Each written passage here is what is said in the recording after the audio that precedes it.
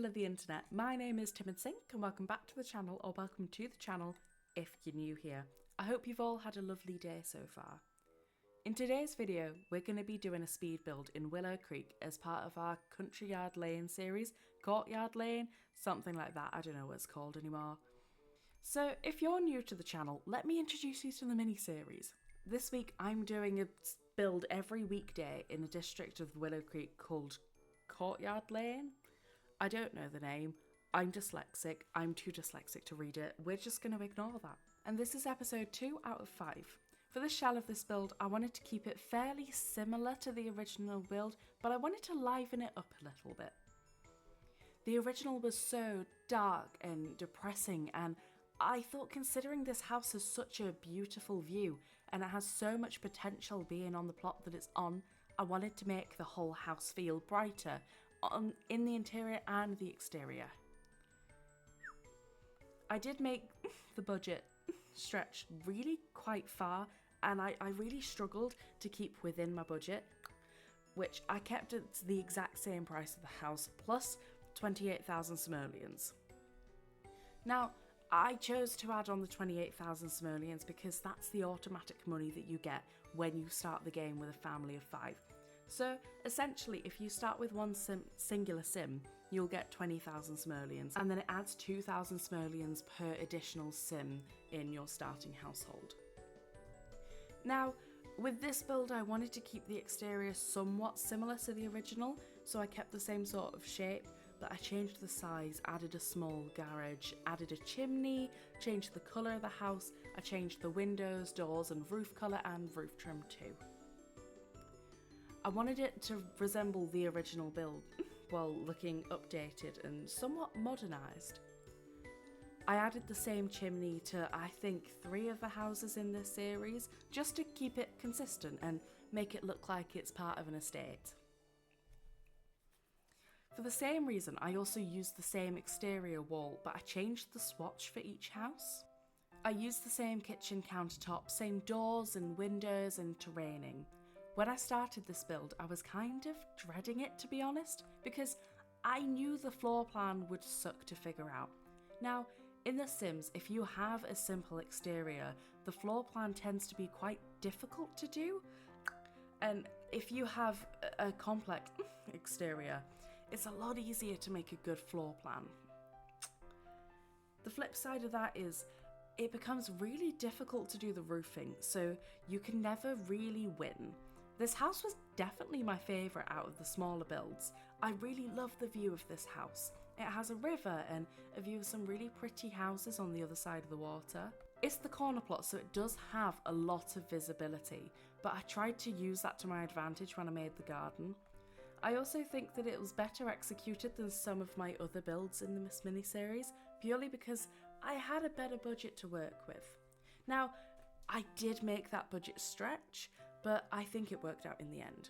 I also like that I made the exterior yellow because that just felt happy. Now, there were a few things that I didn't love. I made a very narrow bathroom because I didn't necessarily know what to do with the floor plan. I made some awkwardly shaped rooms, but that's sort of fine. I'm just not 100% with the build, but I think that's okay because I'm still learning how to build. With the interior, I wanted to keep the colour scheme more pastel and bright. I used quite a few base game wall swatches and that honestly surprised me. Base game for the win, I guess. But I wanted to stray away from the darker colours because I thought that would make the rooms look smaller. I was working with a relatively small space for the amount of Sims I had living there. So I tried to make everything look as big as possible. So if it could be open plan, it was going to be open plan. On a bit of a side note, I just had a thought pop into my head. What if we do a bigger series with this? Like, hear me out for a sec. What if we make a save file for Willow Creek, just purely for my own entertainment more than anything? I've really enjoyed filming this mini-series. What if I just do the same for every other town in Willow Creek and make a whole save file out of it? So, I'm going to go on a personal tangent here. I don't think we've gotten to this point in the video yet, but in the kitchen I did make space for a cat. And the reason for this is I am getting a cat. I don't know how long the process will take. We're having our home inspection thing soon, and we're gonna go and meet a bunch of cats. We're not necessarily looking online to find a cat that looks cool, rather we're gonna go to the shelter to see if any cat chooses us. It's the way my mum did it, and she's always had brilliant cats, and she's had cats that have really loved her, so it's the way that we're gonna do it. If a cat doesn't choose us on our first visit, then we'll go back a few weeks later and meet any new cats that the shelter has, or we'll go and visit another shelter. So there's not exactly a rush on it. We'd just rather get a cat 2 or 3 months down the line that chooses us than get a cat right now that wouldn't be suited to us. Does that make sense? I hope that makes sense.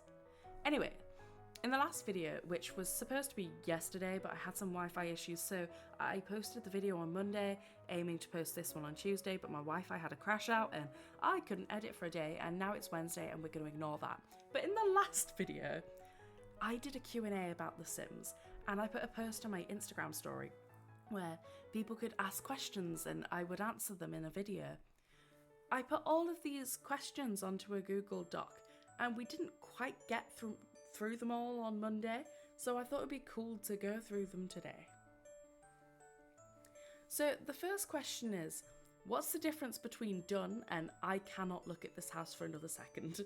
Well, it's a bit of a difficult one. I find that builds that I make that have a budget, or builds that I'm psyched to do, I tend to have a quote-unquote finish to them, like it's done. But with builds that I go into with no plan, or builds that I don't have all that much inspiration for, or I just want to build for experience or to learn from it, I tend to be more on the side of I cannot look at this house for another second, therefore it's finished. I think the difference is my overall happiness with the build. Like, if I'm content with the stopping point, or I don't think there's any differences I can make to make the build better at this point, I'll consider that build done. But if I'm getting overwhelmed or a little frustrated with a build, I'll tell myself I can do X amount of stuff and then stop, and I'll consider that done. But in the sense of I cannot look at this house for another second kind of done. I did that a little bit with this build. I didn't know how to fix it at the time, but I've got a really weirdly shaped bathroom downstairs that I don't love.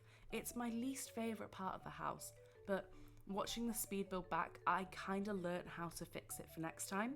I know how to avoid it now, so I'm not mad about it because I learnt from it. Anyways, the next question is, what's one thing you irrationally love building? That's definitely libraries. If I can afford to have a library in a build, I will absolutely build a library.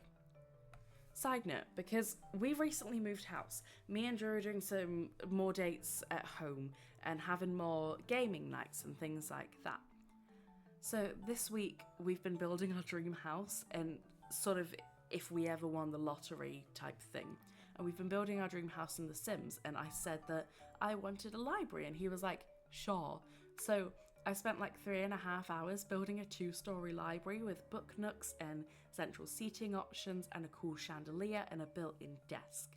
If we ever got to build our own house, I would want a library, and I would happily spend all free time I have creating custom book covers for every single book in that library.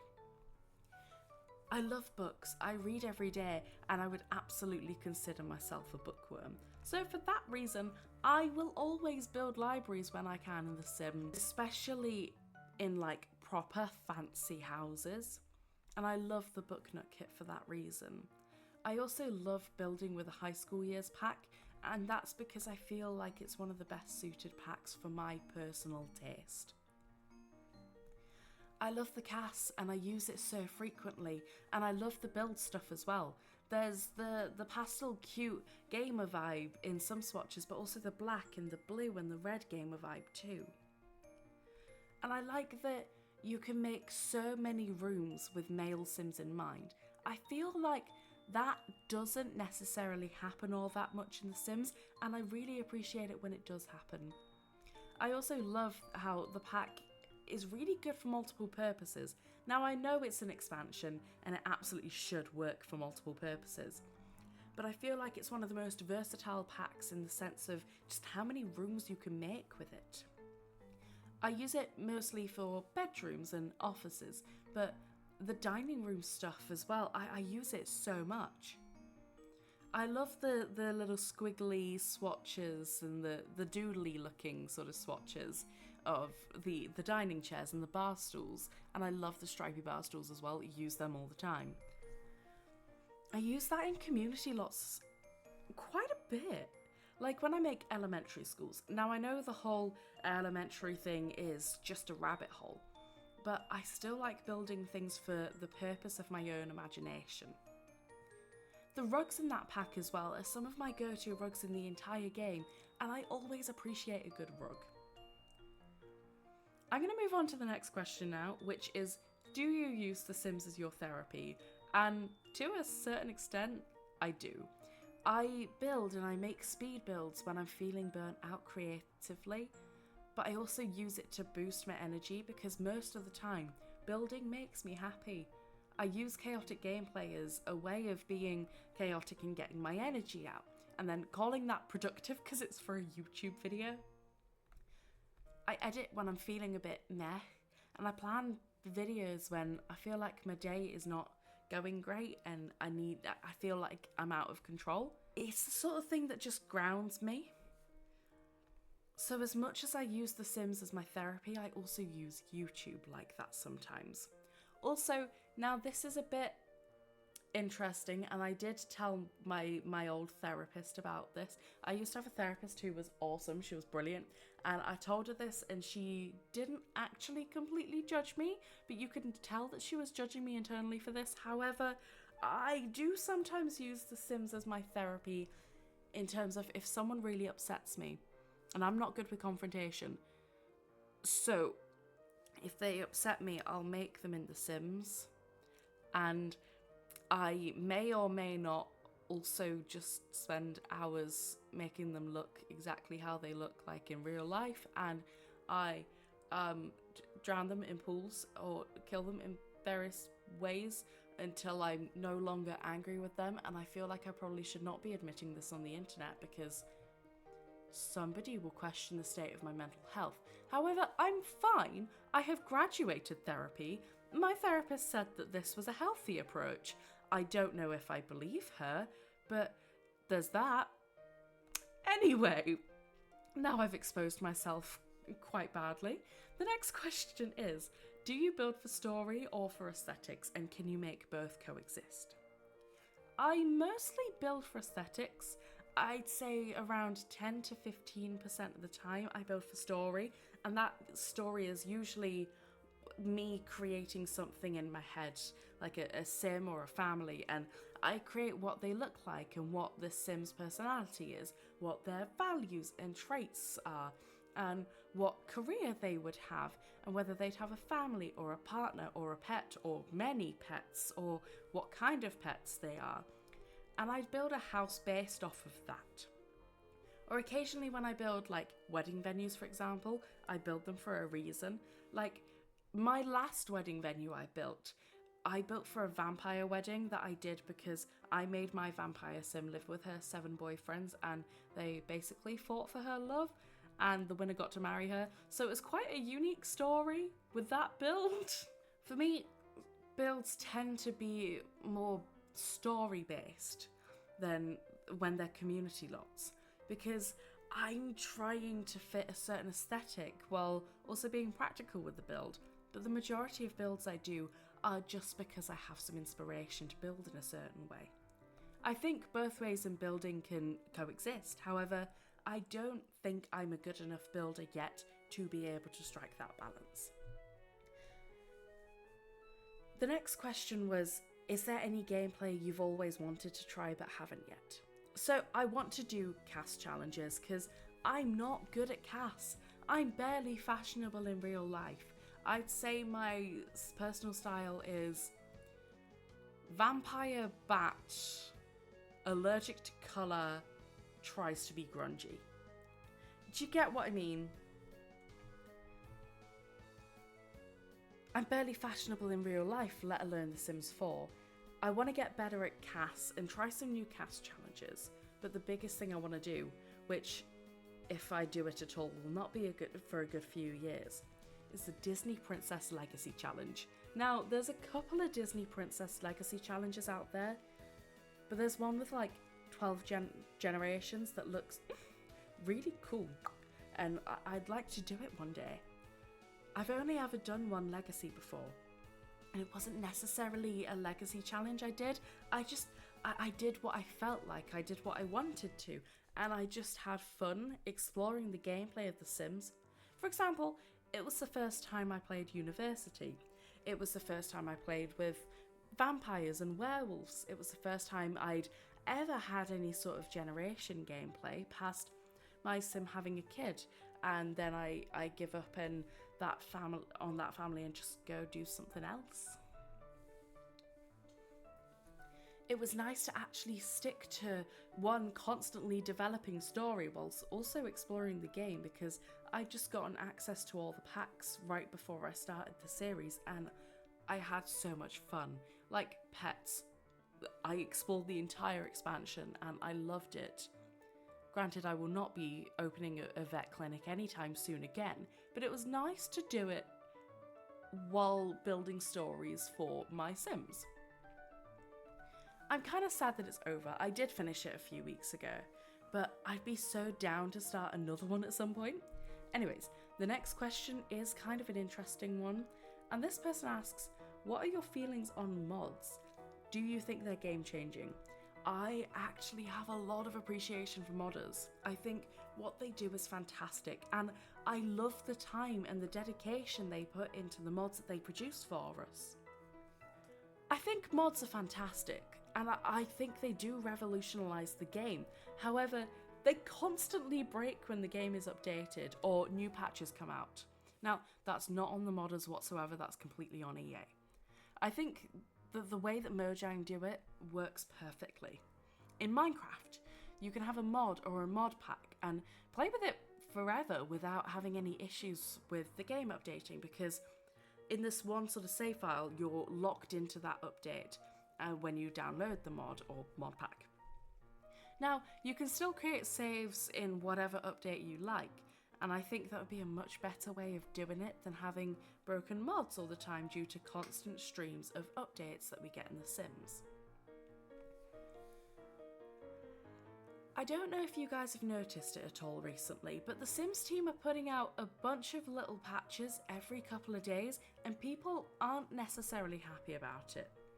Whenever I see a post from the Sims team saying there's a bug fix coming out today or tomorrow, I also see a heck of a lot of comments from people saying they'd rather wait a couple months and have a bunch of bugs fixed all at once and the game properly sort of tested before release. Because they keep releasing more bugs. When they fix one bug, another bug comes up. Also, expansions keep breaking the game and it kind of sucks a bit. I'm sure that that's probably a decision that's over the Sims team heads. It's probably an EA thing. We all know EA are a pretty morally bad company, so it doesn't surprise me that they're not going to go about fixing the game in a great way. I do play with mods a lot. I play with the MCCC mod. I think that's enough C's. I can't remember if it's 2 or 3 C's. Anyway, this mod basically adds more options and allows cheats in the game. Like, you can have 100 people in a household instead of 8. Or you can instantly give birth to sextuplets. Things like that. It makes chaotic videos a lot easier and less time consuming to record, and I found it brilliant for that purpose. I also use the extreme violence mod a lot for the same reason. I find it quite easy to find inspiration for videos through these mods. However, I find that I need to record 6 or 7 videos in a day if they have mods, because I've had issues where a few of the longer videos that I've done that need to be done in like multiple recording sessions, there was an update in the middle of this that broke the mod halfway through the recording, and I do just want to reiterate that this isn't the modder's fault whatsoever. It's not on them whenever it breaks. but I've had to scrap multiple videos for this reason. I can think of 4 or 5 videos off the top of my head that I've had to scrap because of this. It also does make me not burnt out, but very drained when I have to record 7 videos in one day and do that for about 3-4 days because of the mod situation. Now, it's fine because I do take a day to sort of just recover, but it's 3 or 4 days on end where I get 2 or 3 hours sleep. I'm running on instant food because I won't be cooking in that time. I would just have like crisps and granola bars and stuff out of a packet, which really isn't great, especially nutritionally, and I feel like that completely drains me. And then I sort of substitute that with having cans of coffee and Monster. So it does take a little bit of a toll, but that's such a really random reason as to why I hate the way that The Sims fix their bugs.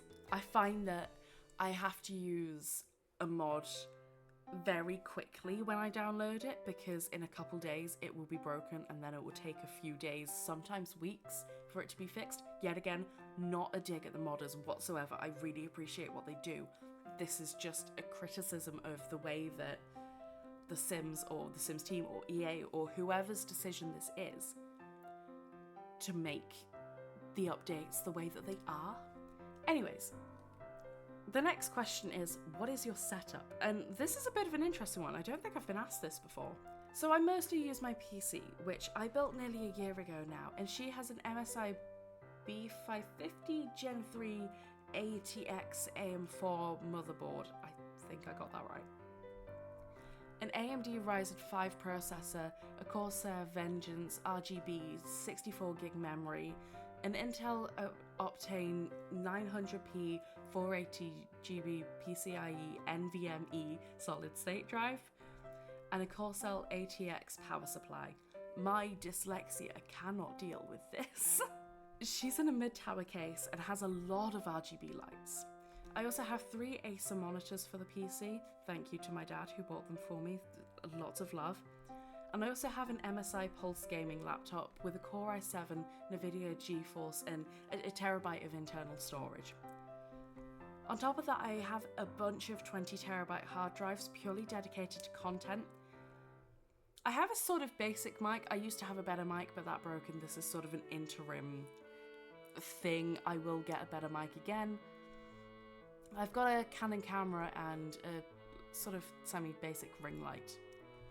When I started doing YouTube, I was using a 7-year-old HP laptop that had seen me through secondary school, A-levels, and the start of uni. It had been dropped down a flight of stairs and somehow survived, but because I dropped my laptop, there was a decent chunk taken out the side of her, and I have no idea how she survived for as long as she did. I started building up my tech little by little. The biggest purchase I made at one time was the gaming laptop, but everything else I spaced out quite a bit, but that made running Minecraft and OBS so much better. I then added a monitor to this setup so I could see my OBS while recording. I spent quite a while saving for my PC and it was absolutely worth it.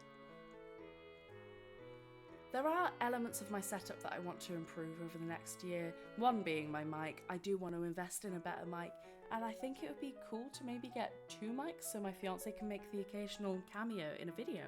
I will also get a better camera at some point, but I don't think that's a necessity yet, considering I don't use it all that often.